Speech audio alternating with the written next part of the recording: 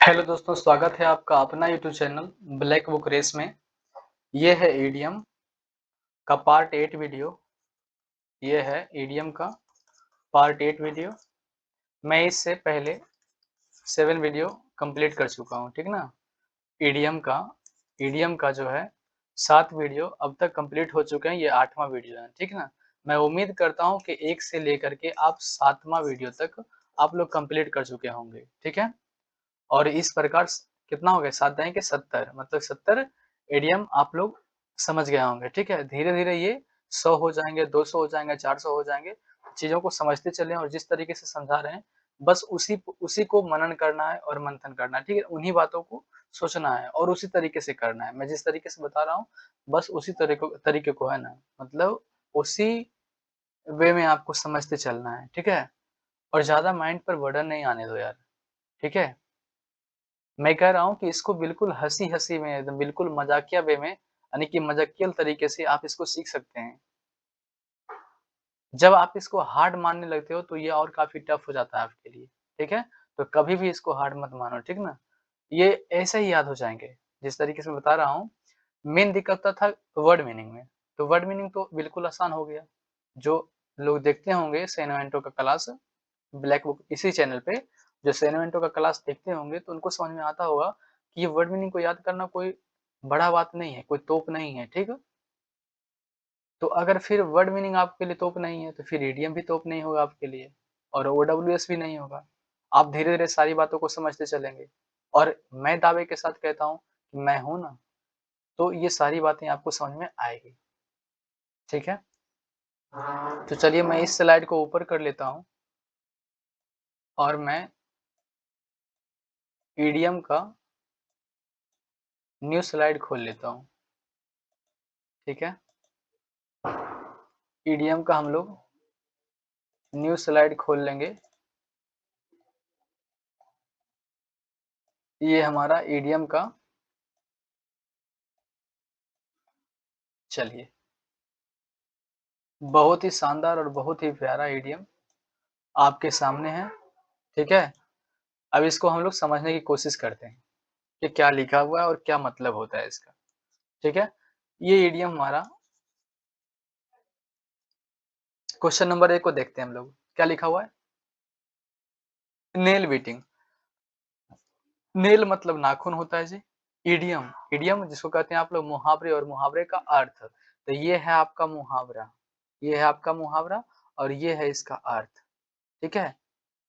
जिसमें double line खींचा हुआ है, ये है इसका अर्थ। क्या है? अर्थ। और ये सिंगल लाइन वाला क्या है? इसका मुहावरा है। तो नेल बीटिंग का मतलब क्या होता है? देखो ये भाई साहब क्या कर रहे हैं, अपने नाखून को चबा रहे हैं, ठीक है। ऐसा करना अशुद्ध माना जाता है, ऐसा नहीं करना चाहिए। यदि आप कोई करते हैं तो गलत बात है। तो नेल बीटिंग करना नहीं चाहिए। लेकिन अगर कोई काटते हैं, इस तरीके से नेल बीटिंग करते हैं, नेल को काटते हैं, तो इसका मतलब क्या होता है? नेल मतलब नाखून होता है जी, और बाइट का मतलब क्या होता है? काटना होता है। बाइट का मतलब क्या होता है? काटना। बाइट से बना बीटिंग है, ठीक ना। तो नेल बीटिंग मतलब नाखून काटना, नाखून काटना इसका मतलब क्या होता है? बहुत रोमांचक स्थिति में होना, मतलब काफी, मतलब कि सस्पेंस, क्या है? सस्पेंसफुल में होना, मतलब कि सस्पिशन में होना। क्या होना? सस्पिशन में होना, यानी कि जब कोई आदमी को कोई टॉपिक समझ में नहीं आता है, जैसे आप ही हैं, अगर कोई मैथ्स का टॉपिक समझ में नहीं आ रहा है, वोकैब का तो छोड़ ही दो यार, इसमें समझना क्या होता है? कुछ नहीं, ठीक ना। बस करते करते हो जाएंगे, याद हो जाएंगे आपके, ठीक है। और धीरे धीरे नंबर भी गेन करने लग जाएंगे वोकैब के अंदर। तो नेल बीटिंग का मतलब क्या होता है? मतलब कि सस्पेंसफुल में होना, मतलब काफ़ी सस्पिशन में होना, रोमांचक स्थिति में होना, मतलब काफ़ी गंभीर स्थिति में होना, ठीक है? नेल बीटिंग का मतलब होता है, देखो जब कोई आदमी को कोई क्वेश्चन समझ में नहीं आता है, कोई टॉपिक समझ में नहीं आता है या कोई काम समझ में नहीं आता है, तो वो आदमी क्या करता है? नाखून को दाँत से दबाता है, ठीक है? तो इसका मतलब नेल बीटिंग का मतलब हो गया क्या? सस्पेंसफुल होता है। क्या होता है? सस्पेंसफुल। आइए हम देखते हैं सेकंड इडियम को। इसी स्लाइड में सेकंड इडियम को समझने का कोशिश करते हैं। ये लिखा हुआ है Apple of one side. Apple, ये एप्पल का फ़ोन है आपके सामने, ठीक है? ये एप्पल का फ़ोन है, जो यहाँ दिख रहा होगा साइड में, ये आप देख रहे होंगे इसके, ये जो है ना, ये है जहाँ एरो लगा हुआ है, आप देख रहे होंगे ये एप्पल का फ़ोन है। ये सब क्या है? एप्पल का फ़ोन है। तो कहता है एप्पल, ऑफ वंस आई, यानी अपनी आँख, वंस मतलब अपना, है ना जी? एप्पल मतलब क्या होता है? एप्पल मतलब एप्पल, ऑफ मतलब का, और वंस मतलब अपनी, और आई, आई मतलब आँख हो गया। यानी अपनी आँख को, अपनी आँख को, ऑफ मतलब का के की को होता है ना इस तरीके से, तो वंस आई मतलब अपनी आई को, एप्पल, एप्पल का फ़ोन ही अच्छा लगता है। क्या लगता है? एप्पल का ही फ़ोन अच्छा लगता है। मतलब अपनी आँखों से अगर देखा जाए, तो एप्पल का फ़ोन क्या है? अच्छा लगता है। इसका मतलब क्या आ गया? वेरी डियर मतलब काफ़ी प्रिय हो जाना, काफ़ी यानी अति प्रिय वस्तु, जिससे नज़र ना हटे, तो वेरी डियर हो गया। डियरली लव्ड मतलब बहुत ही प्यारा होना, यानी कि एप्पल ऑफ वन्स आई। देखते होंगे कि लड़कियों को ये जो है एप्पल का फ़ोन जो है, वो बहुत प्यारा लगता है। मतलब वो एप्पल का फ़ोन डिमांड करती है वो ज़्यादा, ठीक है? तो Apple, Apple of once I यानी अपनी आँख को वो कहती है, या मान लो ऐसा कि ये है चंपा। कौन है? चंपा है। ये चंपा है, ठीक है? ये चंपा है, बाल लहरा के चलती है, और ये हमारा चंपक है। ये हमारा चंपक है, ठीक है? ये हमारा चंपक है। अब चंपक कह रहा है कि अरे चंपा क्यों भाग रही है? ये चंपा है। कौन है? चंपा है। और ये हमारा चंपक है, ठीक है? इसका हेयर कट मतलब कि हेयर स्टाइल थोड़ा और अच्छा कर देता हूँ, ठीक है? तो ये हमारा चंपक है। कौन है? चंपक है, और ये हमारी चंपा है। मतलब हमारी नहीं, मतलब चंपक का चंपा है। चंपक का चंपा है। अब ये चंपक कह रहा है, कह रही है, "ओ चंपा, क्यों नाराज़ है? तुम्हें क्या चाहिए?" तो ये कहती है एक मुहावरा, यानी कि एक इडियम बोलती है, Apple of one size. Champak कहता ये क्या बात हुआ? कहता हाँ, हाँ, एपल ऑफ वन साई मतलब अपनी आँख को, वन साई मतलब अपनी आँख को एप्पल का फ़ोन ही अच्छा लगता है। क्या लगता है? एप्पल का फ़ोन ही अच्छा लगता है। ऐसा कौन कह रहा है? चंपा कह रही है। चंपा कह रही है कि चंपक से कि एप्पल ऑफ वन साई यानी कि अपनी आँख को एप्पल का फ़ोन ही अच्छा लगता है। दिलाना है तो बोलो, ठीक है? मतलब चंपा को एप्पल का फ़ोन बहुत ही प्यारा लगता है। तो यहाँ से याद रखेंगे एप्पल ऑफ वन साई का मतलब क्या है?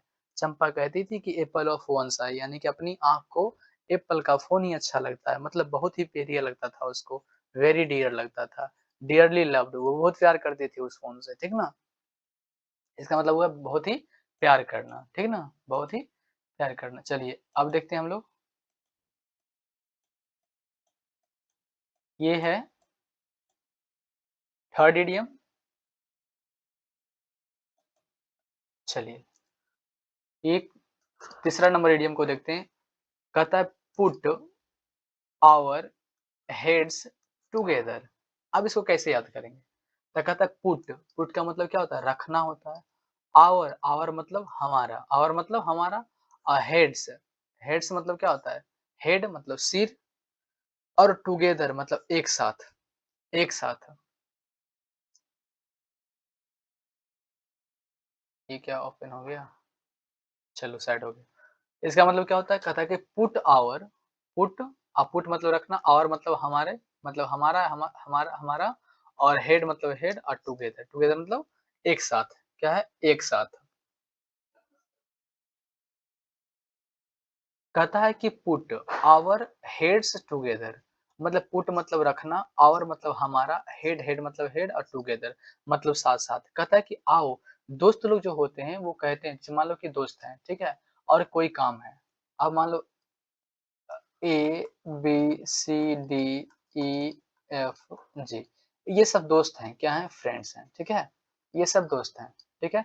तो कहते हैं दोस्त कि पुट आवर वंस हेड, कि रखते हैं हमारे सिर पर साथ-साथ, यानी कि किसी काम को हम लोग रखते हैं अपने सिर पर, क्या करते हैं? अपने सिर पर, और एक साथ, क्या करते हैं? एक साथ। यानी पुट मतलब रखना या रखते हैं, आवर मतलब हमारे, मतलब हम सभी के, हेड मतलब सिर पर, टुगेदर मतलब एक साथ। यानी एक साथ हम लोग इस काम को हम लोग अपने-अपने सिर पर लेते हैं, ठीक है? तो इसका मतलब क्या हो गया? आपस में परामर्श करना, आपस में परामर्श करना। कहता है पुट आवर हेड्स टुगेदर, मतलब एक साथ हम लोग हेड पर अपने-अपने रखेंगे। अब ज़िम्मेदारी हो गया, मान लो कोई मतलब किसी काम का ज़िम्मेदारी लिया सारे फ्रेंड्स ने कि मैं इस काम को कर दूँगा। ए, बी, सी, डी, ई, एफ, जी नाम का फ्रेंड्स थे और ये सब सोचा कि किसी काम का ज़िम्मेदारी लिया। इन सबने क्या किया? काम का ज़िम्मेदारी लिया। तो सभी दोस्तों ने ऐसा परामर्श किया कि सब लोग अपने-अपने सिर पर बर्डन को लेते हैं, ठीक ना? इस दायित्व को सब अपने-अपने सिर पर लेते हैं। इसी का मतलब है पुट आवर हेड्स टुगेदर, मतलब ये सब आपस में क्या कर रहे हैं? परामर्श कर रहे हैं। क्या कर रहे हैं? परामर्श कर रहे हैं। कंसल्ट एंड वर्क टुगेदर, मतलब वर्क को साथ-साथ करने के लिए कंसल्ट कर रहे हैं। क्या कर रहे हैं? कंसल्ट कर रहे हैं। तो पुट आवर हेड्स टुगेदर का मतलब क्या हो गया? पुट आवर हेड्स टुगेदर का मतलब हो गया consult and work together, consult and work together, ठीक है?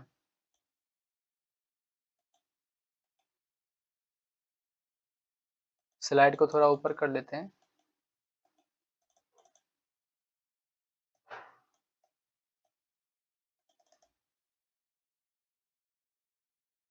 चलिए,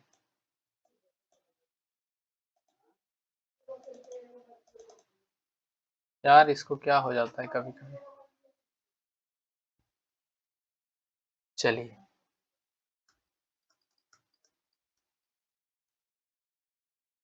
पूरा स्टाइलस रुक गया है। बस 1 सेकंड यार, मैं इसे ठीक कर लेता हूँ।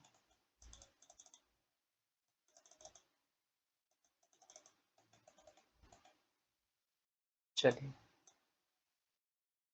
मैं इसको ठीक कर लेता हूँ ताकि बातें आपको समझाने में मुझे भी आराम हो जाए। ये कभी-कभी थोड़ा हैंग करने लगता है, ठीक ना? स्टाइलस कभी-कभी काम करना बंद कर देता है। कोई नहीं, अब काम करने लग रहा है, कोई दिक्कत नहीं है। ये है इडियम हमारा, चौथा नंबर इडियम है।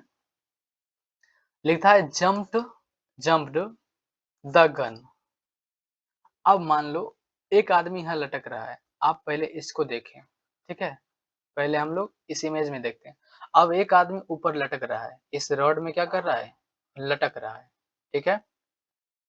अब मान लो नीचे से आपने एक बंदूक दिखाई, नीचे से आपने एक बंदूक दिखाई और बोला कि नीचे कूद, नहीं तो मैं तुम्हें गोली से मार दूँगा। इसके पास 2 ऑप्शन दिए, इसके पास यानी इसको 2 ऑप्शन दिए। नंबर 1 कि तुम या तो कूद जाओ और नहीं तो दूसरा ऑप्शन में हम क्या करेंगे? तुम्हें गोली मार देंगे। या तो कूद के मर जाओ या तो हम तुम्हें गोली मार देंगे, या तो हम तुम्हें गोली मार देंगे, ठीक है? तो ये क्या किया? जल्दीबाजी में कूद गया। बोला वहाँ से कूद जाओ, नहीं तो मैं तुम्हें गोली मार दूँगा। तो इसे समझ में नहीं आया और जल्दीबाजी में क्या किया? ये कूद गया। क्या किया? कूद गया। मतलब जंप्ड द गन है ना? मतलब जंप्ड द गन, मतलब गन को देखते ही वो क्या किया? अचानक से कूद गया, अचानक से कूद पड़ा। यहाँ देखो, यहाँ जंप्ड मतलब कूदना और गन मतलब बंदूक। जब बंदूक तानी तो उसे वहां से कूदने में ही जल्दबाजी की, मतलब वो जल्दीबाजी में कूद गया, ठीक है? बोला वहां से कूद जाओ नहीं तो तुम्हें गोली मार दूंगा। और इसे ये पता नहीं था कि कूदने के बाद भी जान जाएगी, ठीक ना? तो ये बंदूक को देखते ही क्या किया? छलांग मार दिया। क्या कर दिया? छलांग मार दिया। तो जंप्ड द गन का मतलब क्या होता है? जंप्ड द गन का मतलब होता है जल्दीबाजी करना। क्या करना? जल्दीबाजी करना। ये भाई साहब जो हैं जल्दीबाजी में क्या की? छलांग मार दी, ठीक है? तो जंप्ड द गन मतलब गन को देखते ही उसने क्या कर दिया? जंप कर दिया, मतलब कूद गया वहां से। मतलब एक्टेड हास्टली, है ना? मतलब जल्दीबाजी में, है ना? जल्दीबाजी में उसने क्या किया? कूद गया। इसका मतलब क्या हो गया? जल्दीबाजी में कूद जाना। जंप्ड द गन का मतलब क्या होता है? जल्दीबाजी में कूद जाना, ठीक है? अब हम लोग देखते हैं क्वेश्चन नंबर 5 को। क्वेश्चन नंबर 5 को देखते हैं।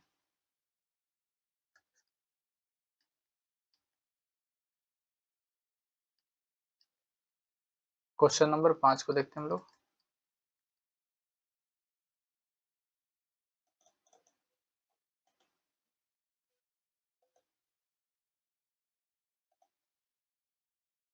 क्वेश्चन नंबर 5 को देखते हैं। ये लिखा हुआ है as clear as a bell. इसका मतलब होता है रीडली अंडरस्टूड, मतलब चीजों को अंडर समझना मतलब कि as clear as a bell. इसको और समझते हैं अच्छी तरीके से। मैं इसका नेक्स्ट स्लाइड को लगा लेता हूँ, फिर चीज़ें और समझ में आ जाएगी आपको, ठीक है?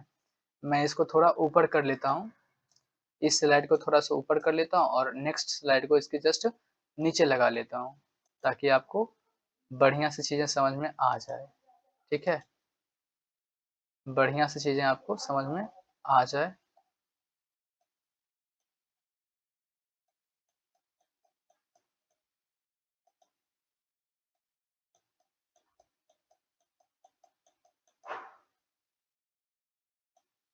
मैं इसको लगा लिया और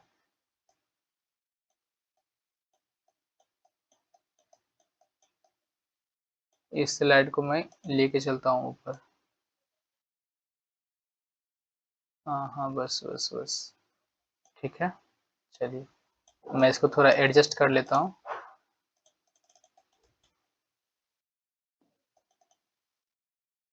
मैं इसको थोड़ा एडजस्ट कर लेता हूँ यार, कोई नहीं।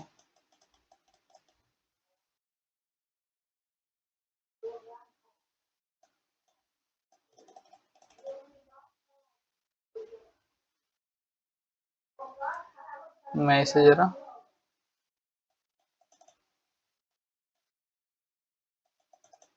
यार कभी-कभी ना क्या हो जाता है इसको समझ में भी नहीं आता।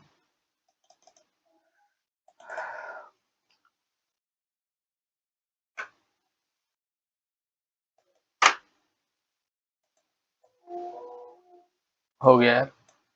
ये कभी-कभी ना काम करना ही बंद कर देता है, ठीक है?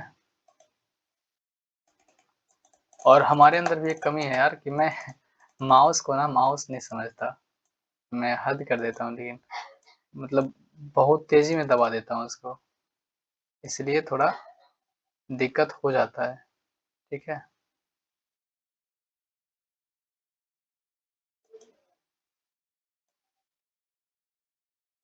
चलिए, मैं इसको देखता हूँ यार। सॉरी, थोड़ी-सी देर हुई इसको एडजस्ट करने में। चलो,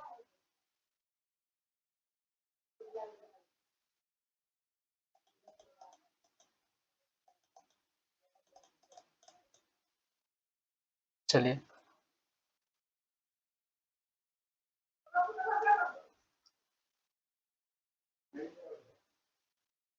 चलिए हम समझने की कोशिश करते हैं चीज़ों को, ठीक है? ये थोड़ा-सा नौटंकी कर रहा है बस, मैं इसे ठीक कर दूँगा यार, लेकिन अभी थोड़ा-सा ये है ना, हैंग कर जा रहा है। तो लिखा हुआ as clear as a whale है, as clear as a bell मतलब एज़ क्लियर, क्लियर मतलब क्या होता है? स्पष्ट होना, बेल मतलब क्या होता है? घंटी। क्या होता है? घंटी। घंटी बजने से क्या होता है? बिल्कुल स्पष्ट रूप से समझ में आ जाता है कि इंटरवल होने वाला है, ठीक है? मतलब रेडली अंडरस्टूड, घंटी बजने से बिल्कुल स्पष्ट रूप से समझ में आ जाता है कि इंटरवल होने वाला है। क्या होने वाला है? इंटरवल होने वाला है। तो as clear as a bell, as clear as a bell मतलब क्लियर, क्लियर मतलब क्या होता है? स्पष्ट, और बेल मतलब क्या होता है? घंटी। स्पष्ट और घंटी मतलब बेल बजने से हमें बातें समझ में आ जाती है। क्या हो जाती है? अंडरस्टूड हो जाती है रीडली, है ना? चलिए, हम लोग देखते हैं, थोड़ा-सा हैंग कर रहा है। मैं इसे एक-एक करके लगाता हूँ, ठीक है? चलो यार ज़्यादा छेड़-छाड़ नहीं करना है, नहीं तो दिक्कत हो जाएगी, ठीक है? ये क्लास ही पूरा नहीं हो पाएगा और दिक्कत हो जाएगा। आइए 6 नंबर क्वेश्चन को देखते हैं। ये लिखा हुआ spine, spine one's wheel, spine one's wheels. तो स्पाइन मतलब क्या होता है? घूमना या घुमाना। क्या करना? घुमाना। पता है ना स्पिन बॉल, आप लोग याद मतलब जब आप क्रिकेट खेलते होंगे तो वहाँ कहता होगा कि स्पिन बॉल दो, यानी कि भाई स्पिन बॉल डालो, जिससे जल्दी क्या हो जाए? आउट हो जाए। स्पिन बॉल मतलब घुमा करके, बॉल को घुमा करके। तो स्पिन का मतलब होता है घुमाना, स्पिन का मतलब घुमाना होता है। वंस व्हील्स मतलब क्या होता है? पहिया होता है। क्या होता है? पहिया होता है। टायर कह लो या पहिया कह लो, टायर कह दो या पहिया कह दो, बात बराबर है। तो व्हील्स का मतलब क्या होता है? टायर या पहिया। अब मान लो स्पिन मतलब घुमाना, स्पिन मतलब घुमाना, और वंस मतलब अपनी, अपने, और व्हील्स मतलब क्या है, टायर कह लो या पहिया कह लो। अब आप क्या करते हो कि दिन भर घुमाते रहते हो, स्पिन करते रहते हो अपने व्हील्स को, अपने टायर को या अपनी पहिया को, ठीक है? टायर को घुमाते रहते हो, तो इसका मतलब क्या, उससे क्या होने वाला है? कुछ नहीं, खाली आपका टाइम वेस्ट हो रहा है। तो स्पिन वंस व्हील का मतलब क्या होता है? समय नष्ट करना, समय नष्ट करना। क्या होता है इसका मतलब? समय को नष्ट करना, यानी expel much effort for little और नो गेन। कहने का मतलब आप बहुत ज़्यादा एक्सपेल करते हो मच एफर्ट, मतलब बहुत सारे एफर्ट को लगाते हो फॉर लिटिल और नो गेन, और आप गेन भी नहीं करते हो, ठीक है? वेस्ट योर टाइम और एफर्ट्स, जो आप एफर्ट लगाते हो टायर को चलाने में, स्पिन करते हो, घुमाते हो, स्पिन करते हो, वंस टायर यानी अपनी व्हील को जब आप घुमाते हो, अपनी टायर को, अपनी पहिया को जब घुमाते हो हाथ से, देखते होंगे आप लोग, देखते होंगे इस तरीके से। देखिए ये बच्चा कैसे कर रहा है, देखना यहाँ, देखना। अब इससे क्या होने वाला है? ये जो बच्चे हैं, ये जो बच्चे हैं, ये टायर को घुमा रहे हैं, क्या कर रहे हैं? टायर को घुमा रहे हैं, देख रहे हो ना यहाँ? ये टायर को क्या कर रहे हैं? घुमा रहे हैं। अब डंडे से घुमा रहे हैं इसको, तो इससे क्या होता है? इसका टाइम वेस्ट होता है। क्या होता है? टाइम वेस्ट होता है, और तो कुछ होने वाला नहीं है। क्या होता है? टाइम वेस्ट होता है। तो इसका मतलब क्या, स्पिन वंस व्हील मतलब अपनी पहिया को जब आप घुमाते हो, है ना? अपनी पहिया को जब आप घुमाते हो, तो उससे क्या होता है? भले आपको लगता है कि खुशी मिलती है, लेकिन ऐसा नहीं, टाइम क्या होता है? वेस्ट होता है, उससे क्या होता है? टाइम वेस्ट होता है, टाइम वेस्ट ही तो होता है। इस बच्चे का टाइम क्या हो रहा है? वेस्ट हो रहा है। वेस्ट योर टाइम और एफर्ट, ठीक है? बच्चे को नहीं कह सकते हैं, लेकिन अब बड़े अगर ये काम करें तो उनके लिए क्या होगा? टाइम वेस्ट माना जाएगा। ये तो खेल रहे हैं इस तरीके से, लेकिन फिर भी अगर इतना देर तक ये पढ़ लिया होता तो अच्छा होता, ठीक है ना? तो ये क्या है? अपना टाइम को वेस्ट कर रहा है, ठीक है? यानी समझाने के लिए, यार ऐसी बात नहीं है, वेस्ट योर, बच्चे खेलते हैं तो कोई दिक्कत नहीं है। ये वेस्ट योर टाइम और एफर्ट्स मतलब अपने टाइम और एफर्ट्स को वेस्ट करना, ये क्या कहलाता है? स्पिन वंस व्हील मतलब अपने पहिए को घुमाना, मतलब टाइम को वेस्ट करना, ठीक है? बर्बाद करना। चलिए,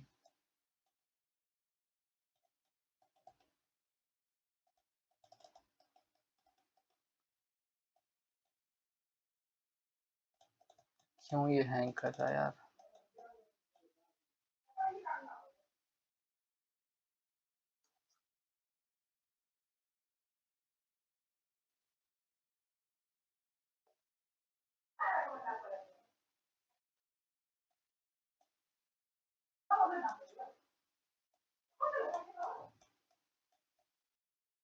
चलिए हम लोग देखते हैं क्वेश्चन नंबर 7 को, ठीक है?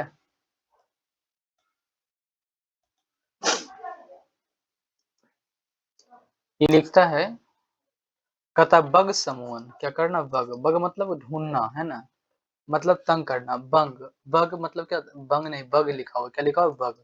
जैसे कंप्यूटर में हो गया, कंप्यूटर में लोग अक्सर बग निकालते हैं, लैपटॉप में, कंप्यूटर में क्या करते हैं? बग निकालते हैं। क्या करते हैं? बग निकालते हैं। ये किसी साइट पर जाकर के मतलब उसकी गलती को बताना ही क्या है? बग होता है। क्या होता है? बग होता है। कहता है कंप्यूटर में जब बग आती है तो हर किसी को परेशान करती है। क्या करती है? परेशान करती है। बग, कंप्यूटर में जब बग आती है तो हर कोई क्या करती है? परेशान करती है। तो बग समवन, क्या करती है? समवन मतलब किसी को, यानी हर किसी को ये बग जो है परेशान करती है। जिसको आप कहते हो वायरस, कि कंप्यूटर में वायरस आ गया है। क्या आ गया है? वायरस भर गया है कंप्यूटर में। उसी को हम लोग क्या कहते हैं? बग कहते हैं। क्या कहते हैं? बग कहेंगे। यानी बग समवन मतलब बग जो होता है, समवन मतलब किसी को भी क्या करता है? परेशान करता है। तो बग समवन का मतलब क्या होता है? परेशान करना, इरिटेट करना। बग समवन करने की, बग जो है समवन मतलब हर किसी को क्या करता है? इरिटेट करता है। तो बग समवन का मतलब क्या हो गया? बग समवन मुहावरा, और इरिटेट क्या हो गया? इसका अर्थ हो गया, ठीक है? चलिए देखते हैं क्वेश्चन नंबर 8, ठीक है? क्वेश्चन नंबर 8 को देखेंगे हम लोग। लिखता है ये, द वीज नीज। अब वीज का मतलब होता है मधुमक्खी। क्या होता है? बी डबल ई का मतलब क्या होता है? मधुमक्खी, मधुमक्खी का। और इनी मतलब क्या होता है? घुटना। नीज मतलब क्या होता है? घुटना। ठीक है?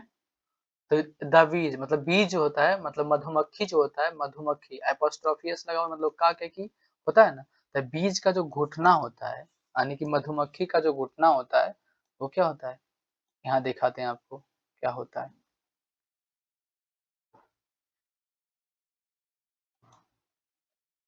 यहाँ लिखा हुआ है बीज मतलब मधुमक्खी, मधुमक्खी और एपोस्ट्रोफियस का मतलब क्या हो गया? के हो गया, यानी कि बीज का मतलब हो गया यहाँ मधुमक्खी के, अनीज मतलब क्या होता है? घुटना। तो मधुमक्खी के जो घुटने होते हैं वो क्या होते हैं? मजबूत होते हैं। तभी तो वो क्या होते हैं? वो मतलब कि अद्भुत किस्म का होता है। उसका जो घुटना होता है यानी कि मधुमक्खी का जो घुटना होता है, वो क्या होता है? एक अलग किस्म का होता है। तभी तो मतलब दिन-रात मतलब कि वो अपने छत्ते में क्या होता है? लटका हुआ रहता है या फूल की पंखुड़ियों पर क्या होता है? वो लटके हुए रहता है। तो अपने पंजे के सहारे ना मतलब कि अपने पैर के सहारे ही वो रहता है, मतलब अपने घुटने पर ही मतलब कि सारा बैलेंस बना के अपने सारे शरीर अपने मतलब कि अपने घुटने पर सारा बैलेंस बना करके ही तो फूल पर वो झूलता रहता है या फिर अपने छत्ते में क्या करता है? लटका हुआ रहता है। तो वो सारा कमाल किसका है? घुटने का है, ठीक है? तो मधुमक्खी का घुटना जो ये क्या होता है? एक्स्ट्रा ऑर्डिनरी होता है, मतलब अद्भुत किस्म का होता है ना? अद्भुत कह लो या आप उसको सर्वोत्कृष्ट कह लो, मतलब कि बहुत अलग यानी कि हट के होता है, मतलब है ना? एक्स्ट्रा ऑर्डिनरी है, मतलब साधारण नहीं बल्कि असाधारण किस्म का उसको घुटना मिला है, ठीक है? तभी तो अपनी छत्ता से क्या करता है? वो झूलते रहता है। तो बीज मतलब मधुमक्खी का घुटना, जो कि क्या होता है? एक्स्ट्रा ऑर्डिनरी होता है। क्या होता है? एक्स्ट्रा ऑर्डिनरी होता है। तो मधुमक्खी के घुटना मतलब क्या हो गया? द बीज नीज का मतलब क्या हो गया? एक्स्ट्रा ऑर्डिनरी मतलब अद्भुत किस्म का होना, है ना? बिल्कुल अलग होना।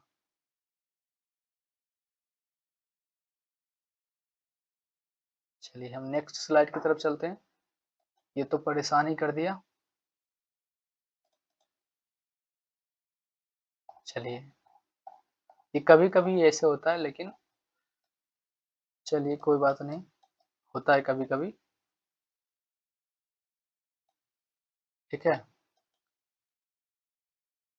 सिस्टम है यार, थोड़ा बहुत तो होता है ना? चलिए, ये देखते हैं गेट क्रैकिंग, गेट क्रैकिंग का मतलब तो गेट मतलब मिलना और क्रैक, ठीक है? जब उसे अच्छी कोचिंग मिल गई, तो वो एग्ज़ाम को क्रैक करने के लिए पूरी तरीके से जान से जुट गया, जी-जान से जुट गया।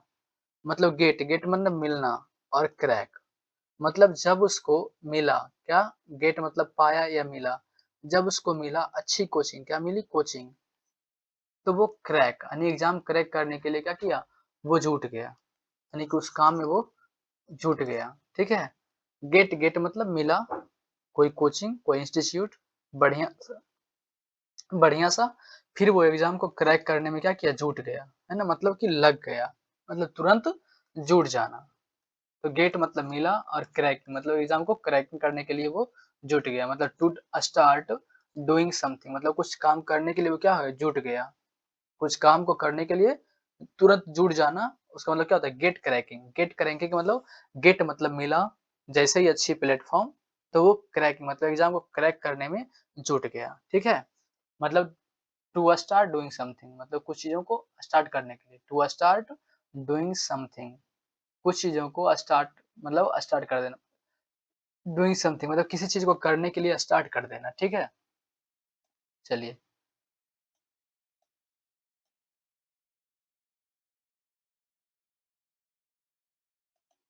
ये है आपका क्वेश्चन नंबर 10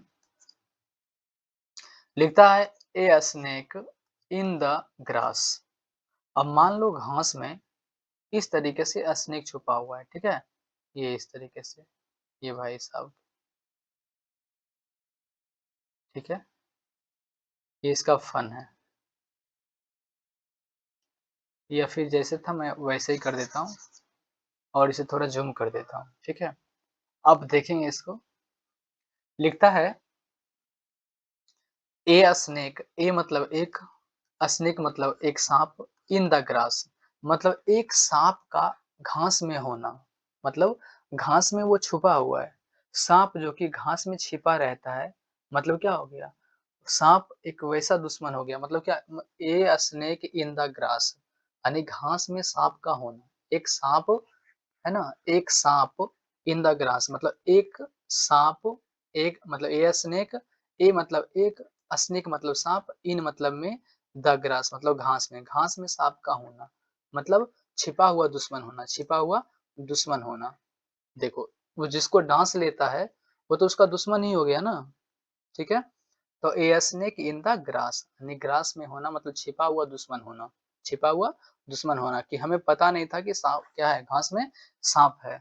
तो वो कैसा दुश्मन है, छिपा हुआ दुश्मन, ए हिडन इनेमी, है ना, ए हिडन इनेमी, यानी दुश्मन तो है लेकिन कैसा है, हिडन है, मतलब छिपा हुआ है, पता नहीं है किसी को कि वहाँ क्या है।